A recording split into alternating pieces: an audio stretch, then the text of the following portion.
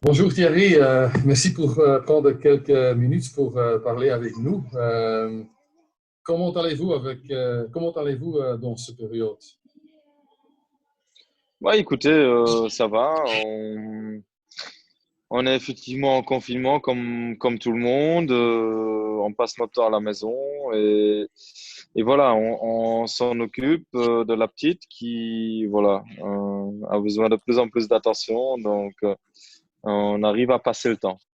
Elle a 9 mois, donc ça veut dire qu'elle commence à marcher. Ouais, pas encore. Elle n'est pas encore à ce point-là. Elle bouge pas mal, mais je pense que ça prendra encore quelques mois avant qu'elle commence à marcher. Ben, tu peux faire maintenant le rôle de Nicolas, tu peux l'aider, donc tu peux le guider, le copilote pour votre fille. Donc, Oui, voilà, je pense que Nicolas a un peu d'avance par rapport à moi. Sa fille a déjà quelques années, mais non, ça se passe bien. Et puis voilà, j'en profite de ces moments pour passer un peu plus de temps avec ma compagne et avec Camille. ouais. Est-ce que ça te rend pas nerveux, un peu embêtant de ne pas pu faire des essais ou des rallyes ou est-ce que tu dis, ouais, c'est comme ça, on ne peut pas changer le monde? Euh, moi, c'est sûr que voilà, on a tous envie d'être dans la voiture, de prendre des sensations, mais en même temps, je veux dire, on peut se consoler du fait qu'on n'est pas les seuls, qu'on est voire même très très nombreux et je veux dire, quasi le monde entier souffre de cette situation. Et voilà, c'est la seule consolation qu'on a aujourd'hui et le fait de pouvoir passer effectivement du temps avec la famille et profiter, d'en profiter de faire des choses que on n'a jamais le temps de faire autrement à la maison. Tu es à Monaco maintenant. Comment est la situation là-bas? Parce que ici en Belgique, on peut encore quitter pour faire une balade, quelque chose comme ça. Mais comment est la situation à Monaco? Non, la situation est fort identique. On a le droit d'aller faire nos courses, on peut sortir avec le chien. Ensuite, c'est assez réglementé, assez contrôlé aussi. Je pense du fait que Prince Albert aussi, il a été condamné ou qu'il a eu le virus. Donc, je pense que voilà, les contrôles sont assez nombreux, mais, euh, mais voilà, je dirais que c'est fort proche de la Belgique. Tu peux faire les sports à l'extérieur, tu peux aller courir ou faire un tour avec la bicyclette. Oui, mais je fais pas de bicyclette, donc c'est vachement limité. Je fais un peu de sport sur ma terrasse et j'en profite. Et voilà, donc c'est sûr que c'est très limité et on le voit, c'est pour tout le monde pareil. Parlons du rallye. La saison a été commencée d'une façon excellente avec une splendide victoire Victoire. à Monaco, à Monte Carlo. Est-ce qu'il y a une anecdote particulière, quelque chose que tu dis, ça, le monde entier ne sait pas encore, ou ça, c'était vraiment un chouette moment que j'ai vécu pendant ou après le rallye? Euh, Bah écoute, c'était un chouette moment, ça c'est sûr, de gagner le Monte Carlo, surtout qu'on a été si proche l'année passée. Maintenant, oui, non, le rallye s'est bien déroulé pour nous, surtout le dimanche, on était très performants. On a quand même eu un moment chaud où on avait tout le temps une alarme de pression d'eau et on avait pas mal de fumée qui sortait du capot, qui nous a mis un peu dans le stress avant la toute dernière spéciale d'ailleurs. On a vu qu'on avait consommé pas mal d'eau, mais c'était juste un petit souci de surpression qu'on a pu, ou qui n'inquiétait pas plus que ça les ingénieurs. Donc on a fait la dernière spéciale tranquille, sans y penser. Et tu restes toujours la confiance chez vous, c'est énorme. Hein? Tu restes aussi toujours calme. Et comment je vais dire, est-ce que tu as toujours eu ça ou est-ce que tu as appris ça? Euh, Ça dépend, hein, ça dépend toujours de la situation, mais généralement, je suis quelqu'un de calme. Euh, et au fur et à mesure des années, forcément, avec l'expérience, on a réussi à rester calme de toute façon. Euh, dans des situations comme ça, vous ne pouvez plus rien changer. Si la voiture a décidé d'abandonner, comme on a eu le cas au Mexique, ben voilà, vous en changez plus rien. Il faut accepter, oublier et passer à la suite. Bruno Thierry n'était pas là, il était malade. Je suppose que tu as encore parlé avec lui après. Qu'est-ce qu'il disait? Mais écoutez, on n'en a pas trop parlé. Effectivement, il était malade. Il a pu rentrer chez lui dès le mercredi. Il a suivi de la maison et nous a encouragés par des messages sur notre groupe WhatsApp. Mais c'est vrai que voilà, il était surtout content que Dani nous a pu aider et on a trouvé quelqu'un qui a pu le remplacer en vitesse. Après le Monte Carlo, c'était Suède et puis Mexique. Mexique, les choses allaient très bien jusqu'à certains moments, le 8e ou le 9e spécial. Avec l'abandon, tu étais à ce moment 3e. André, il était, comment je vais dire, très, très fâché. Il avait aussi des critiques sur certaines personnes éventuellement. Est-ce qu'on sait maintenant vraiment quoi c'était la raison d'abandon? C'était une chose mécanique, C'était une panne électrique que personne n'aurait pu éviter. Effectivement, je pense qu'il y avait un souci avec un produit venant d'un fournisseur. On a vu sur la data que le problème a apparu déjà plus tôt et que voilà, de toute façon, on n'aurait rien y pu faire, même s'il aurait apparu sur le routier après, on n'aurait jamais été capable de rentrer à l'assistance.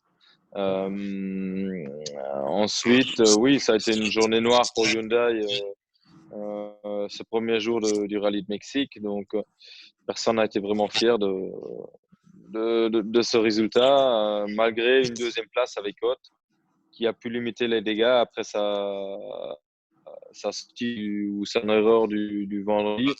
Il a pu limiter les dégâts en revenant deuxième. Donc, c'était quand même des points importants pour le constructeur. Ouais. Le samedi, un jour très bizarre, ça commence avec le rallye normaux et tu entends, allez, moi j'étais ici en Belgique sur le rallye, mais tu sens qu'il y a quelque chose de nervosité et puis tout d'un coup, une conférence de presse, out of the blue, qui dit on va arrêter le rallye. Comment vous avez appris ça? Parce que c'était une décision des constructeurs, de FIA, de l'organisateur. Comment tu réagis à un moment tel? Bon, déjà, on était très peu au courant. On est rentré à l'assistance de midi. On nous a dit, écoute, il y a des rumeurs qui parlent qu'il pourrait y avoir une possibilité d'arrêter le rallye ce soir. Je dis, écoutez, ça m'arrange. De toute façon, mon rallye est fini et ça m'arrange de rentrer un jour plus tôt. Et c'était ça le fait aussi. Effectivement, on a appris des soucis qu'il y avait en Europe et qu'il y avait des problèmes pour certaines équipes de faire rentrer leurs mécanos, leurs membres d'équipe le lundi et des vols qui étaient déjà annulés, etc. Donc, il a fallu réagir et je pense que la bonne décision a été prise, même si au Mexique lui-même, il n'y avait pas de souci de corona et aucune inquiétude pour nous et le rallye aurait pu avoir lieu jusqu'à la fin. Maintenant, pas le rallye d'Argentine, pas le Chili, pas le Sardaigne et pas le Portugal. Donc, ça veut dire à partir de, je vais dire, après l'Espagne jusqu'à juin, on a eu seulement, et Camille, elle est là, on a seulement eu un rallye normal. Elle veut dire quelque chose? Ouais, à mon avis, elle a aussi son mot à dire. On la voit pas. Elle peut peut-être lire les mots, les notes. Donc, non, ce que je voulais dire, à partir d'octobre jusqu'à, je vais dire, le mois de juillet, on a seulement eu un rallye normal. Qu'est-ce que ça, allez, comment tu regardes cette crise pour votre sport? C'est difficile. Écoutez, je pense qu'effectivement, bah, le souci de la Suède, il est connu et ça fait des années que nous, on reporte le souci et qu'on dit qu'il faut trouver une solution qui n'a pas été trouvée jusque-là, mais qui sera trouvée dans le futur. Ensuite, voilà, ensuite est apparue la crise actuelle, la crise sanitaire, où là, ben voilà, on est tous influencés, on est tous impactés, on doit tous réagir de la bonne manière, essayer de respecter les consignes et ne pas trop penser au sport actuellement. C'est sûr que ça n'arrange personne, mais je pense qu'aujourd'hui, vu l'énorme ampleur que cette crise Corona a prise, il faut, il faut pas trop réfléchir et il faut surtout espérer qu'on sera vite sorti de cette crise. Et puis, je pense que les choses vont reprendre peu à peu. Ça n'ira pas d'un jour au lendemain que les choses vont reprendre. Je pense que voilà, il y a eu des restrictions de plus en plus sévères depuis le début de cette crise jusqu'à maintenant. Et une fois qu'on pense avoir tout sous contrôle, ben, ça partirait dans le sens opposé. Donc, on va à nouveau autoriser les gens à sortir, les gens à aller travailler, les enfants d'aller à l'école. Ensuite, des événements avec un nombre limité de personnes. Et au fur et à mesure du temps, ben, on aura à nouveau des événements avec un grand public. Mais tout ça risque de prendre beaucoup de temps. Est-ce qu'on va voler en Kenya, le prochain rallye, tu penses? Je ne sais pas. Honnêtement, je suis pas très optimiste avec les informations qu'on entend maintenant que voilà le coronavirus est arrivé aussi en Afrique. Euh, Ça risque de compliquer les choses. Ils ont pas mal de retard sur nous du coup et ils risquent d'avoir le pic au moment où on devrait partir pour le rallye du Kenya. Donc on n'est pas très optimiste pour ça. Et voilà, après, on a d'autres rallyes en Europe qui pourront remplacer certaines manches, comme la Nouvelle-Zélande, où je pense aussi les chances sont très faibles d'y aller. Donc, on va entendre, on va se laisser guider par les promoteurs, les organisateurs, les constructeurs, et puis ensuite les gouvernements qui avant tout, vont devoir prendre les bonnes décisions pour tout le monde. Le rallye de Kenya, c'est un rallye assez particulier. Est-ce que tu es au courant des choses du parcours? Est-ce qu'il y a, comme dans le futur, comme dans le passé, une voiture modifiée, spéciale pour ce rallye? Écoutez, je ne sais pas trop. Je pense que effectivement, bah, ça risque un rallye un peu particulier. Euh, je pense pas que le règlement prévoit des changements au niveau voiture. Mais j'ai vu apparaître quelques images sur les réseaux sociaux dernièrement des spéciales. J'ai passé 10 minutes à regarder vite fait euh, et ça avait l'air très intéressant. Hier, j'ai aussi parlé avec Andrea. Il disait ben, le crise qu'on a maintenant, on va aussi le sentir l'année prochaine. On ne peut pas faire un du calendrier de cette année pour l'année prochaine. Quelle est votre opinion de ça? Ben, écoutez, je pense qu'effectivement, oui, on va la sentir plus que cette année. L'économie va souffrir. Encore une fois, je pense que les gouvernements vont devoir soutenir les petites entreprises et l'économie en elle-même. Voilà, je suis pas à la tête de Hyundai Motorsport non plus, donc Andrea a certainement beaucoup plus d'informations que moi. Le tout va être de garder la motivation à l'interne de l'équipe, essayer d'améliorer la situation comme on peut, continuer le développement comme on peut pour rester compétitif.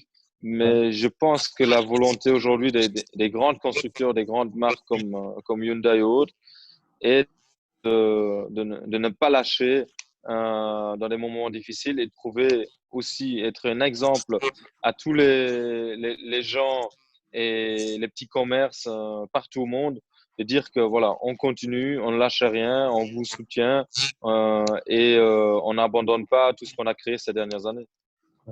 Euh, La FIA a aujourd'hui décidé de confirmer le WRC pour les voitures hybrides en fin 2.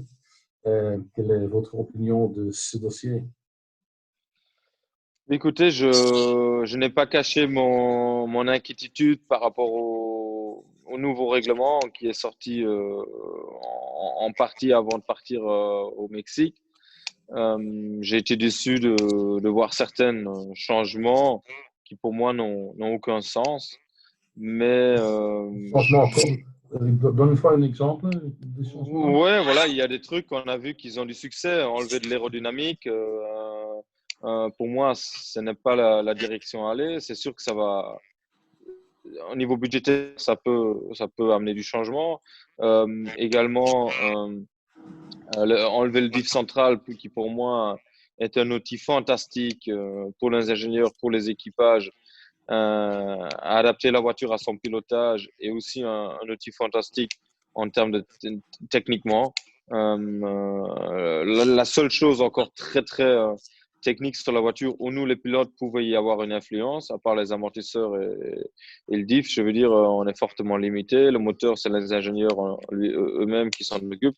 Maintenant, on passe à une boîte 5 avec un levier de vitesse que voilà, je ne comprends pas comment c'est possible. Mais en même temps, voilà, je pense que si on veut amener, ou si cette réglementation nous permet d'amener plus de constructeurs au championnat, bah, elle aura porté ses fruits. Si on n'arrive pas, je serais vraiment déçu de ce changement. Ouais. On doit lire parce qu'il y a beaucoup de gens, quand ils entendent le mot hybride, ils disent c'est électrique, mais c'est pas électrique. Hein. Hybride, ça veut dire une plus grande batterie et un petit peu. Allez, tu peux mieux expliquer que moi, donc peut-être pour les fans. Ouais, bah écoutez, c'est pas très clair aujourd'hui si ça sera un système hybride qu'on utilisera en spécial, uniquement en liaison, ou que dans les parcs d'assistance, ou s'il y aura une spéciale entièrement en hybride, on n'en sait rien. Donc c'est beaucoup trop tôt pour communiquer là-dessus. Voilà,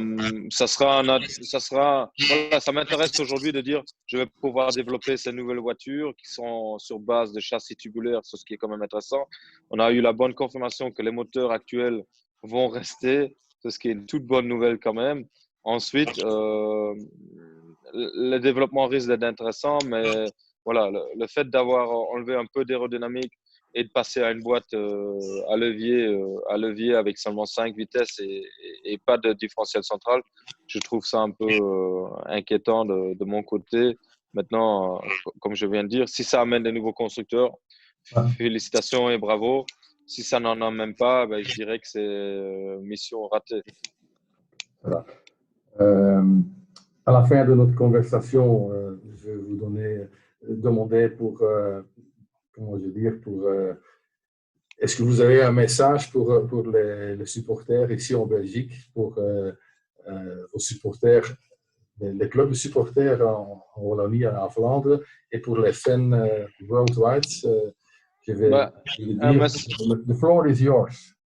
ouais, je pense qu'un message spécifique, non. Aujourd'hui, tout ce qu'on peut dire, c'est de sensibiliser les gens à respecter les consignes qui sont mises en place par les gouvernements. Faire attention à leur santé et aussi respecter la santé des autres en faisant attention. Je pense qu'on doit jouer tous la solidarité pour le moment et c'est ça qui nous amène, qui nous sortira au plus vite de cette crise sanitaire qui est quand même assez importante, assez sévère et dangereuse. Donc voilà, faites attention à vous et respectez les consignes. Merci pour votre temps, Thierry, passé avec nous. Bonne santé pour vous et vos proches. Et Merci. fingers crossed que tout peut être passé dans Oui, quelques semaines, mois. tout à Merci fait. pour votre temps. Bonne merde, comme on dit. Merci Ciao. à vous, pas de souci. Merci, merci.